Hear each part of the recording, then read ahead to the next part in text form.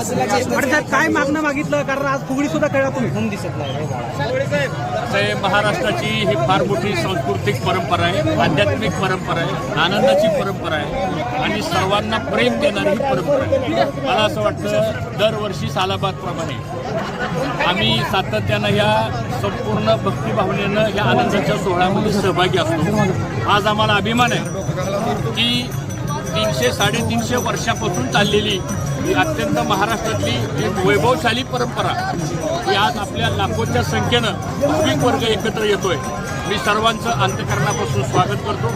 खरं म्हणजे महाराष्ट्र ही संतांची भूमी आहे आणि विठ्ठल रुक्मिणी हे आपलं सर्वांचं एक आश्रयस्थान आहे. त्यामुळं या राज्यामध्ये सुखशांती प्रस्थापित व्हावी, या राज्यातल्या सर्वसामान्य माणसाला न्याय मिळावा, या राज्यातल्या सर्वसामान्य शेतकऱ्यांच्या कष्टाला दाम मिळावा आणि या पावसाची प्रतीक्षेमध्ये आम्ही सर्वजण आहोत. कारण आज 50% खरीपाच्या पेरण्या झालेल्या नाही. आज जर संख्या बघितली वारीमध्ये मला असं वाटतं 10-20% थोडी संख्या घटलेली आहे.